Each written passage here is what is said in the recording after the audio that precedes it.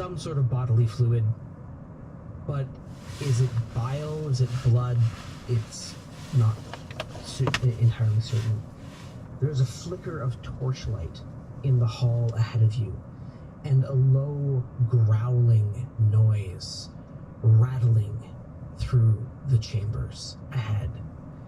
A hissing, a gurgling, a burbling, and a burping. The sounds of rattling against metal, creatures screeching, echoing down the halls. The chamber that you are in is quite small, is clearly the base of the tower itself. And it is, there we are. And so you would be entering from here, and you can see that there is a short hallway ahead of you.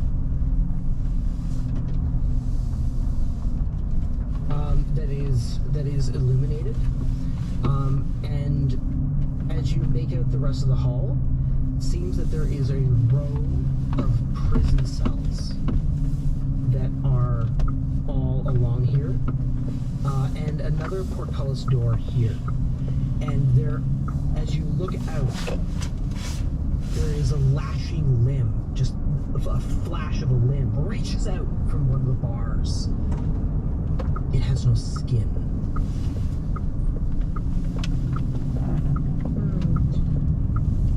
I think before one of us goes down to see what that is, maybe we should send maybe Bruce to prowl it out. All we really need to do down here is check to see if Elias is in any of the cells. If he is, then we have our target. If he's not, then we don't need to be here. So I do think that either Bruce or Houdini, whoever is more willing. I'm going to go. I start to walk down the hallway as the chamberlain, and I'm going to just confidently start to begin the journey down the hallway, Or keeping just my ignore us. Sure. distance from the cell doors as best I can. Okay. As you proceed down the halls, you catch a glimmer in the flickering firelight of the torches of octarine light, balefully shining out from some of the cells. As you progress forward, you can see that the cells themselves are iron-bound doors with just that small slat of bars to look into the cell. And there's a bit of octarine light just shining out from each of them. And it looks like the first door, there was a slat that could slide across the bars, and the arm that burst out had actually knocked that slat away. So the other doors are these, again, iron-bound doors with a barred slat that closes in front of them. And so the cell that is down here is the one that the arm reached out of. It's this one down here at the end here. And you can see that emanating from within is a slight octarine glow. I'm gonna walk down the hallway and attempt to peek in to the cell door. As you walk down the hall, there is a clanging as something pounds on the doors behind each metal cell. The doors shudder and shake, and you can actually hear the sound of the wrenching metal of the hinges as something behind one of the doors just pound, and there's this metallic clattering and the screeching and gurgling coming from behind the cell doors. The pounding on the metal as you walk down towards the singular open slat. It'll hold. It'll hold. It'll hold. I'm just repeating in my head as I continue to walk very confidently. I'm the Chamberlain. This is my house. Maybe ask if they know Elias Drexel. Shh. And I turn around and in your mind, I will ask. Okay. You approach the cell door. There's an octarine light inside. You can see, just as you look through the window, narrowly, there is a brazier hanging from the ceiling. Within the brazier, instead of coal, are a few chunks of burning delirium, and the smoke coming off of them is familiar for its octarine glow. It's like a small area of the hands in the cell.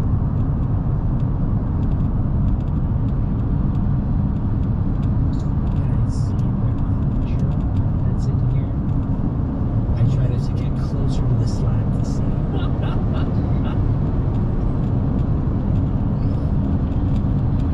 Piece of cake.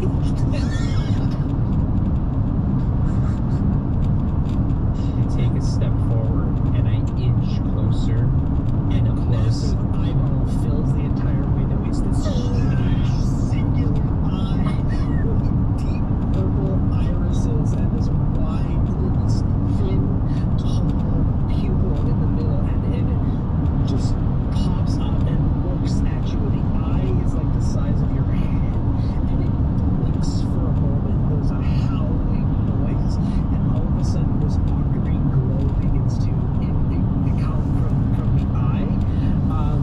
Roll a dexterity saving throw.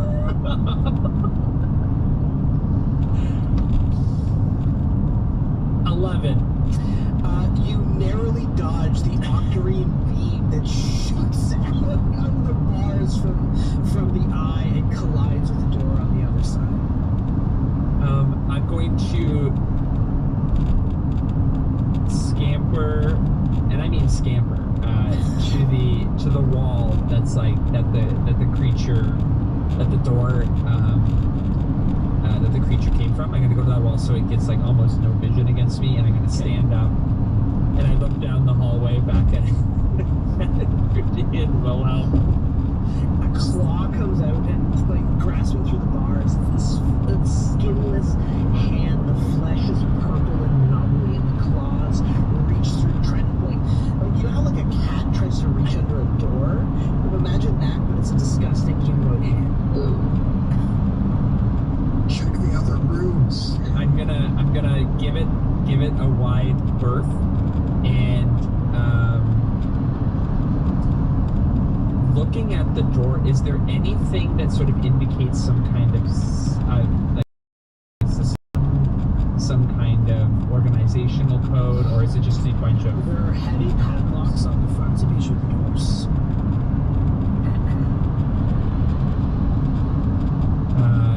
looking on the ground, is there any signs that that a door might have been recently opened? Like it might have some fresh. Sure, give me an investigation check.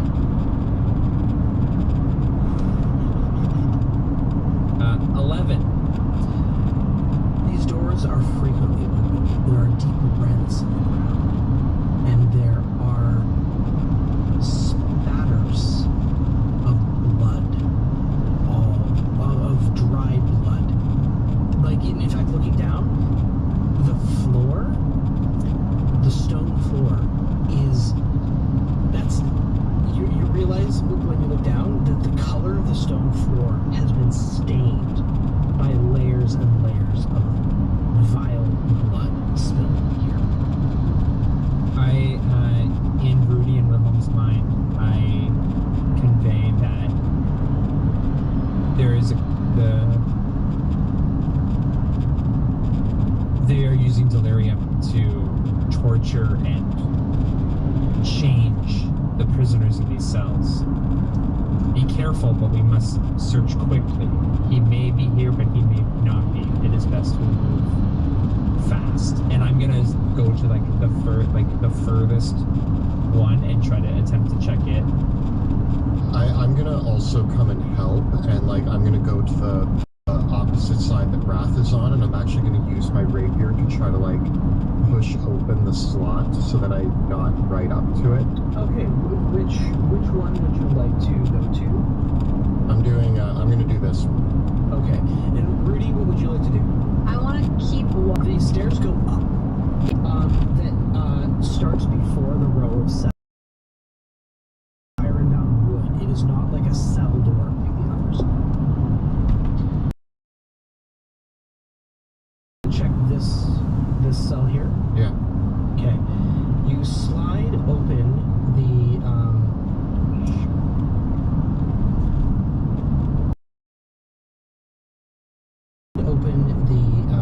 cell door. You see in this cell there is a truly wretched figure. It is covered in boils and there are bits of delirium embedded into its flesh. It is chained against the wall.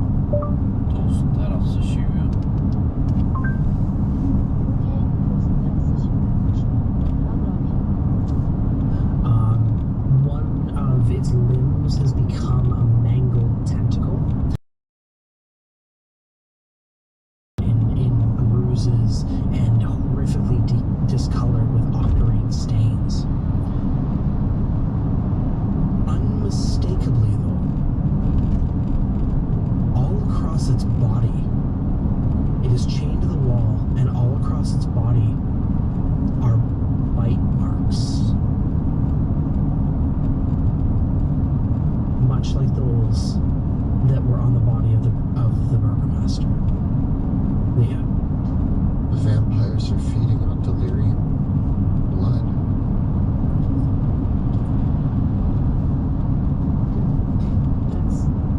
Are they trying to get some sort of powers from that, or? I'm just gonna quietly close the thing on that door, and I kind of turn to you, Rudy, horrified, and just kind of shrug. I don't know. Yes, we found our delirium. How it's being used, I've never seen anything like this. This is most unsettling. If they are drinking the delirium through those infected, it could create all sorts of different side effects. It might be why it's so difficult to understand these monsters, why they don't show themselves as true delirium creatures. Well, The filtering process. does that give them more abilities compared to regular vampires? Like, are they able to go out in the sun, etc.? Like, what is that? Well, that's a problem we're gonna have to figure out, isn't it? I didn't know that. Good thinking, Rudy, and I'm terrified now. Just to be aware of, your enemies and such. You have a rule about that or something. Yep. Yep. I do. I have a few. The exposure down here could be bad for us. It has been a while since I've taken any aqua expurgo. We should continue to search the cells and try to figure out if the Elias truck still is down here and move on. Quickly as possible, then. I'll still keep an eye. All of you can roll a d6. 3. 4. 3. Okay. You slide open the cells and see a similar sight behind each slat. A mutated creature, a wretched dreg, chained up in various states of mutation, with a brazier of giving off a haze, sustaining it, and all covered in pockmarks of the bites of vampires. Each and every cell. Each and every cell. Should we sabotage these feeding grounds? We could remove the delirium. We could kill the dregs. Kill the infected. It's a good plan. Will it draw too much attention to us right now? I don't know if we have time before they get down here and hear what we're doing. I know what we're after. Killing them would stop. They continue to rattle and rage within their cells. Some of them have slightly broken off their chain, which allows them to pound the doors. And you can, like, there's visible, like, these are heavy iron doors, but some of them are clearly strong enough to at least dent the doors. I mean, we can make it harder for the vampires to get in here. I can arcane lock this door and wrath if you have a way to block the staircase with your magic. I don't know. We could. Well, we should check this door that you have been watching. What is beyond I take a peek through that door. It doesn't have a slat window on it. It's just a closed door. Is it? I want to try to open it and see if it's locked. It does open. Staircase.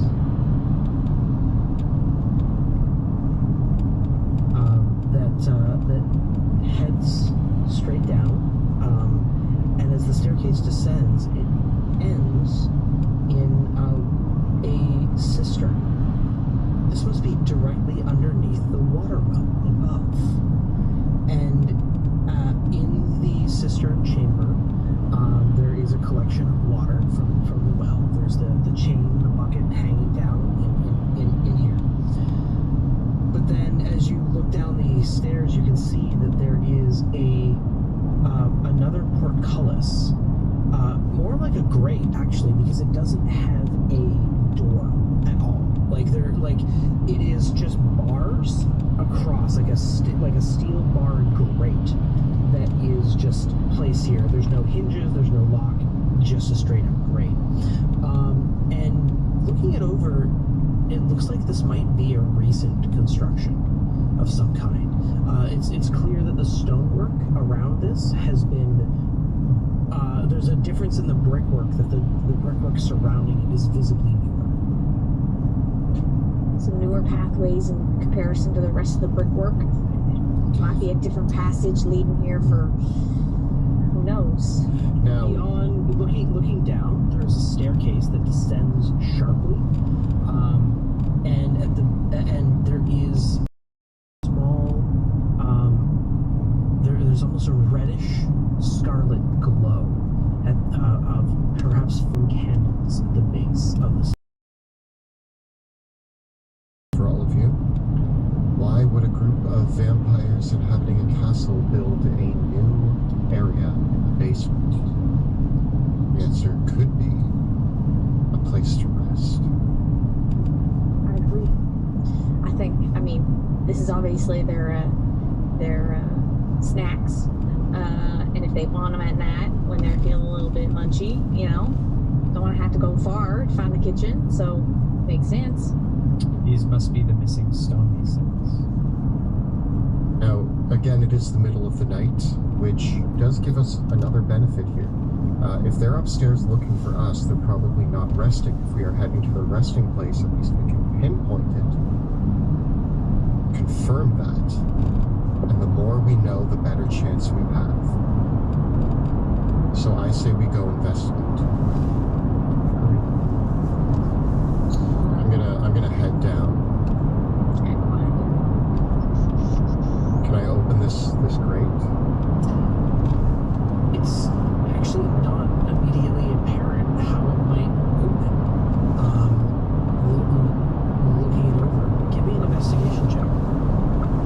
I touch your shoulder, well, no. And I want to cast guidance. That gives me a extra D4, yeah. You can figure this out.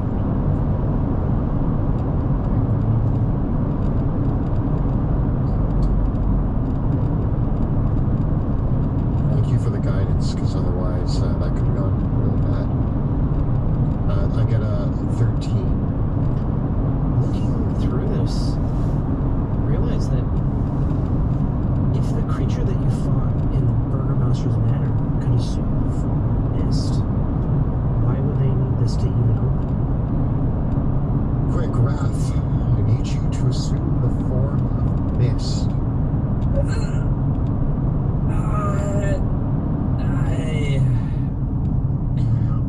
Okay, wait. Can you teleport Bruce? I snap my fingers and Bruce disappears. And then I'm gonna snap my fingers again and have him appear on the other side of the grate. How big are the grate slots? The slats in the grate, imagine like a sewer grate. So I would say that they're about 4 inches apart from each of the bars themselves being about 2 inches wide. Could Houdini fit? Houdini could definitely squeeze through. Yeah. I push him through the grate. His feathers get like caught a little bit and then it pops on the other side. Don't even need to disappear him and make him go through. He's fine.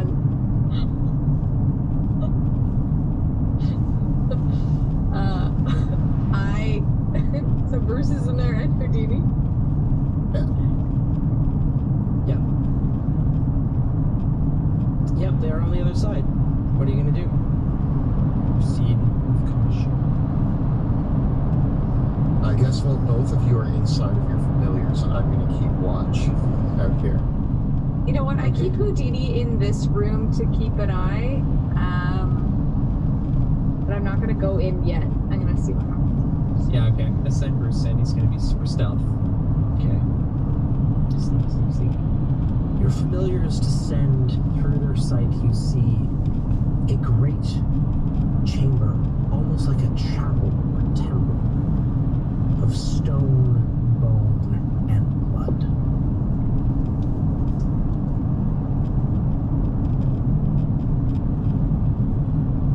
The room here is 20 feet high and supported by massive pillars of stone. The entire room is decorated with motifs of skulls, bat-like creatures, and mortared stone that is filled with bone. There are piles of skulls, broken bodies, and desiccated corpses strewn about. A great skull-lined bath filled with blood. Surrounding the chamber in several alcoves are niches filled with great coffins. The coffins are wrapped up in chains, and a shard of delirium is embedded into the lock upon each. Each coffin has several holes in the top of it, and there is fresh blood poured, dripping inside each, as something scratches and breathes heavily within each one. Although notably there is one of the coffins does not have such accoutrements upon it. At the head of the pool, at the lower end of the pool of blood, is an altar of skulls, candles, and strange tones. Well, Shards of delirium placed upon